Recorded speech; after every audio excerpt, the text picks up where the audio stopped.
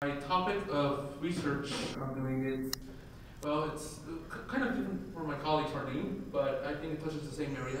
It's on marginalization or identity and identity. And my topic, the topic I'm doing is Mexican punk, and I put it anarchy in Mexico or in Polanco. Why? Because it's I got the idea by listening to the Sex Pistols, Anarchy in the UK, and I said, oh, that will be a good title for research, Anarchy in Mexico or Polanco, where punk started in Mexico. And this is a Mexican punk girl from Fisher was taken in 1980. So let's start. And I'm going to be touching the 3 points, which are how punk initiated in Mexico, and mentioning that it started in the rich areas of Mexico City. Second, I will be talking about that sound that became a fashion trend in the late 1970s, and in the early 80s became the sound of the marginalized youth. But how? And third, I will be talking about how the first punk bands like Nature's Rhythm, which I'll be mentioning them, became all of a sudden aware of the political movement of the early 1980s. And I will start, but first we have to understand how Mexico City was during the 1970s, the late 70s, and the early 1980s. Mexico City was turmoil. There was a lot of unemployment, a lot of pollution. And also, the unemployment was caused because of the nationalization of the bank in Mexico. President López Portillo nationalized the Mexican banks, causing a big devaluation and inflation in the Mexican economy. And that caused a lot of Mexicans from the poor states of San Luis Potosí, Chiapas, Oaxaca, moving to Mexico City looking for jobs. There weren't any jobs. And they moved with their families, and they started living in the marginalized parts of Mexico City and Mexico State, which is border to Mexico City. We also began to see a lot of police brutality, and a lot of corruption was going on in Mexico City. And here, I got this picture. I like it because it says, "Su seguridad es nuestro negocio." Your security is our business. And in this picture, we see how a vendedor is being beat up by the police, and the photographer took that picture. So there's the story behind that picture, that the photographer, after taking that picture, got beat up too by the policeman. And thank God he put the rollo into his little bolsillo, and it was safe. But we began to see a lot of turmoil going on in Mexico City. And like I was explaining, the marginalized youth, all of a sudden we have this youth all increasing and being marginalized. And all of a sudden, as a marginalized person, you want to express yourself, you want to express your ideas, you want to express your thoughts, everything. But how can you express your thoughts where there's nowhere to express yourself, there's no music género to express yourself? Why was this? Because in 1971, el primer festival de rock y ruedas, Avándaro, which was the Mexican Woodstock in 1971, was celebrated, and after Avándaro, Televisa, the main media in Mexico, and the Mexican government, under the table, vetoed Mexican rock. Mexican rock was not allowed to be played in radio stations or TV stations, and therefore there wasn't any rock in Mexico. It was illiterate. You couldn't listen to rock. There was only baladas by José José and Juan Gabriel. So, and here we see a newspaper saying música, droga y sexo de Avándaro. So they sensationalized Avándaro. The effect of Avándaro, according to historian José Agustín and other historians from UNAM, is said it took place from 1971 to the early 1980s, and it's called El Efecto Avándaro. And the effect of Avándaro gave birth to the Hoyos Funkis, which the Hoyos Funkis were abandoned warehouses, parks, where rock bands played. The problem with the Hoyos Funkis was that it became a clandestine place for drug use and violence. So usually you could listen to a good rock band, but you usually got there beaten up or, desertaban.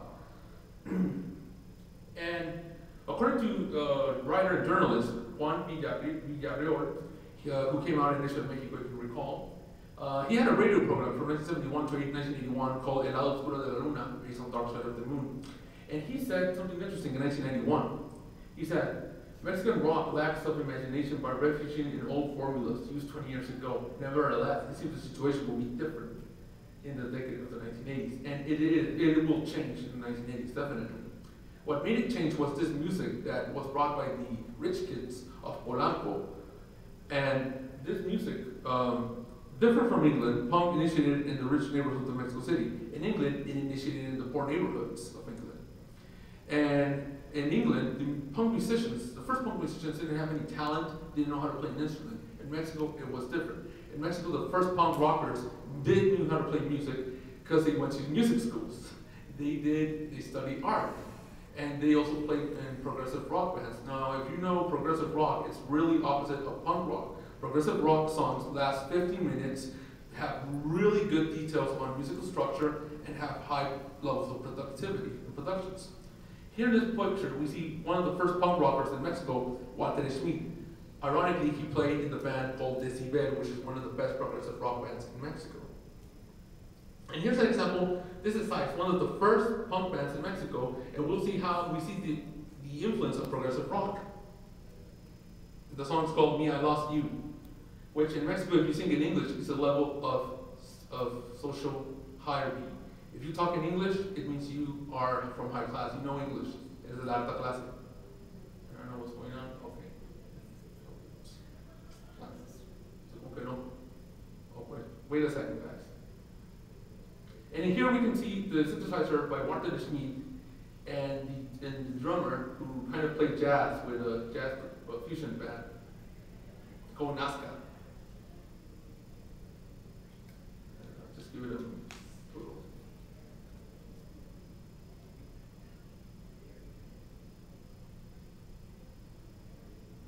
I don't know what's going on, but technology hates me, I think.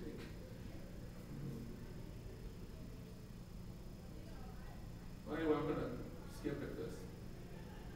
Since I don't want to get point, I don't want to take away time from my colleagues. And so, like I was saying, yeah, we see progressive rock having a fusion with punk rock. And so let's go to the history of SACS, because it's interesting. SACS was founded in 1977, and it was founded by Jaime Guerres, who was called EDB. And he discovered punk while studying high school in Canada. And he saw punk as a fashion trend and as a musical trend too, but more as a fashion trend. We see him there grabbing the microphone, kind of a needy, kind of a David Bowie pose.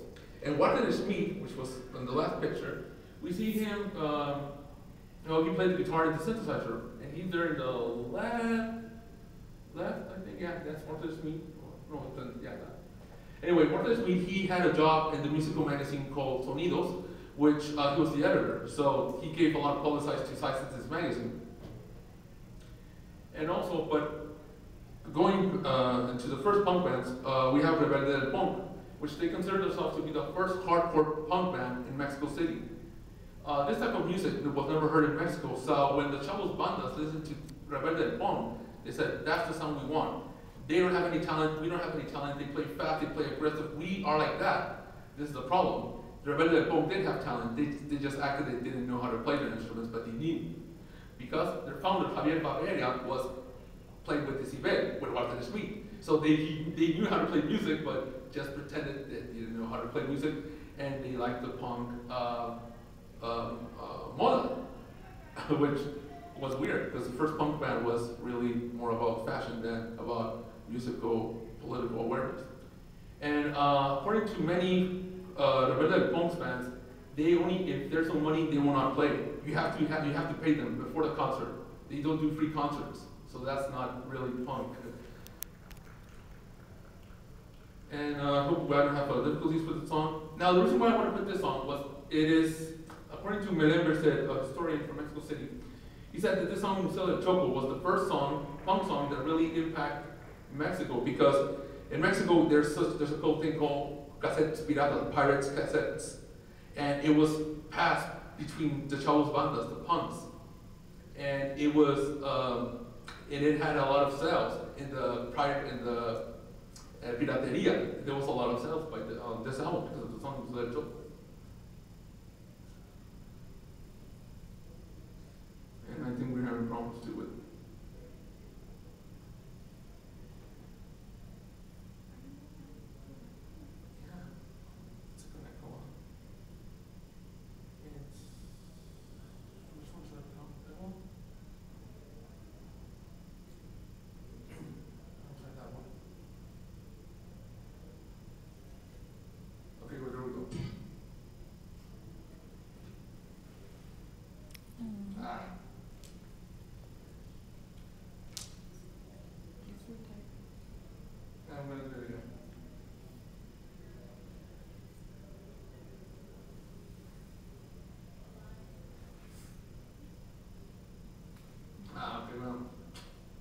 I don't know, technology today is not been my thing. So anyway, Museo del Chopo, yeah, if you heard the Ramones, they're more aggressive. Museo del Chopo is very aggressive. The song talks about, it's not a protest song, he just says Chopo sucks. And it's a song it's saying that the Mexican educational system is really lacks of tolerance. So going back to the punk bands, it's interesting because the punk bands, yes, they did play at the funkies, but the majority of them played at the discotheques.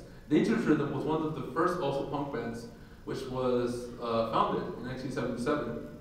And they played at the discotheque. Now, discotheques were places where the fresas used to hang out and listen to disco music and talk about the latest trends. And in Mexico, the disco music, not like here in the United States, which was kind of with the marginalized people, in Mexico it was for the fresas, for the rich people. And punk bands like Dangerous Rhythm played at discotheques at Heap 70.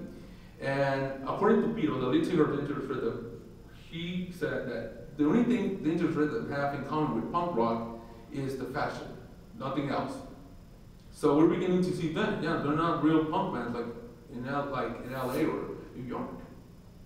And just before I go to the social movements, and I'm gonna explain what fresa means. A fresa is a Mexican slang word used for a preppy person, or a person a rich person that only cares about fashion and doesn't care about the music. And here I got an example of what representation of fresa is, Timbiriche. Here we see Paulina Rubio Italia, the queens of el fresismo in Mexico. So there we go. And in the 80s, we began to see how punk, thanks to Rebelde del Punk and Dangerous Rhythm, we began to see how punk was grabbed as a musical identity by the marginalized youth in Mexico. First, because they didn't understand the lyrics, so they didn't know what Dangerous Rhythm said. They were singing in English. Second, they acted like they couldn't play too. So we're beginning to see the streets of Mexico City being full with punks and punk bands. And we're beginning to see also the middle class neighborhoods like San Felipe de Jesus was all of a sudden being called San Felipe del Punk. So we're beginning to see a lot of punk emerging from the middle low class and also from the marginalized places. And this song, I hope this works. Dangerous Rhythm all of a sudden saw that the majority of their fans were the marginalized youth from Mexico City. So they decided to sing in Spanish and change their name to Ritmo Peligroso and began to sing more about political issue songs than about love and breakups. This song is called Revolucion. And I think I'm having problems with the connection, so I'm gonna try this, see if it works. Oh wow. Who am I coding? And I don't know, the computer just rolls, so. All right, well, the song Revolucion, it's kind of a ska-y punk song. And it's interesting because it talks about the, it's a criticism to the Partido Revolucionario Institucional, which is el PRI. And at the time, the Chavos Bandas, the song says, eres una traición, eres revolución, me mientes, engañas, eres una traición. And a lot of which means you're a betrayal, you're a revolution. You lie, you cheat, you're a revolution. And it's a lot of the youth said, look, this song is an anti-PRI song, right? And so you're beginning to see this punk from a fashion trend into a political trend. And all of a sudden we begin to see the Chavo Bandas, punk gangs, emerge in Mexico City. Los Blogs and Barrio 13 were beginning to emerge from Ecatepec. And all in Ciudad Nezahualcóyotl, better known as Neza York, we begin to see Los Panchitos. And Los Panchitos was a punk gang which had a punk attitude, but they were very violent, very notorious. So notorious that the chief of police of Mexico City, Negro Durazo, wanted them to be their judiciales, which are the special police. Los Panchitos said, no, we're not going to be part of the system, we reject being part of the judiciales. And a lot of the punk gangs had ethics. They couldn't kill anyone that wasn't from a punk gang. They didn't steal in their neighborhood, they protected their neighborhood, and really the punk gangs really had a punk attitude. And the picture I have here are los punks, los mierda punks, from the, which means the manure punks. They're from the 1988 documentary, Nadie es Inocente. The reason why I'm mentioning this, a lot of sociologists from UNAM are beginning in the mid-80s to pay attention to this social movement. Something's going on. Why are they becoming punks? Why is this music identifying with them? And so, and writers are beginning to focus on them too. And Ana Poniatowska, for example, one of the most famous Mexican writers, she, in her 1987 book, sorry, Nadie de Nadie, Las Voces del Temblor, of the 1985 earthquake, she mentions the Chavo Bandas, the punk gangs. She says they're determined to play with their life. They are not afraid of anything, and more generous than many people who think are an example to follow. The quote is very long, but she's saying that she met the Chavo Bandas, she respects them, and they're very generous. They care about their neighborhood, they care about their people. They're not violent, like the media says they are. For example, Televisa in the mid-80s, in the programs, the stereotype of the punk was violent, stupid, a drug user, an alcoholic. And in reality, the punk gangs were worried about their neighborhood, were worried about their other members of the gangs. They didn't want them to use drugs because they didn't want them to follow their steps and be like them. And between the dust and the rubber of 1985 earthquake, we began to see the punk gangs diminishing their number of activities because they were killing between themselves, and also because of 1985 earthquake. A lot of them passed away because they lived in back structure houses. And according to Ana Poniatowska, they're the anonymous heroes of the 1985 earthquake. And many writers, including Ana Poniatowska, mentioned that the punk gangs, Los Panchitos, Los Blockheads, she saw them in El Zócalo of La Ciudad de Mexico helping the victims of the earthquake, trying to help the people, the survivors. And all of a sudden we see a lot of punk gangs trying, reflection, saying, wait a minute, why are we killing between ourselves? Let's stop this. Let's end it. We're not, we're old. We're not going to live forever. So we're seeing a diminishing in punk gangs. And I stopped there my research because the history of punk in Mexico is really long, and so. But before I conclude, I would like to mention the impact that punk has had in the Mexican culture since the 1980s. According to writer Jose Agustin, Cuauhtemoc was the first Aztec punk king because he has a mohawk, and he fought against the Spanish, right? And so it's like the ponquetos. We fight against the government, right? That wants us to put us in the stereotype and say, no, we're not this. We're fighting for justice in Mexico. And instead of having a danza, now the punk has a bass or a guitar or a drum machine. We don't know. So and also we have Punk Benito Juarez, or Don Benito Juarez, which according to Jose Agustin, punk saying Benito Juarez, or Punk Benito Juarez was punk because he fought against the French ideas of colonization.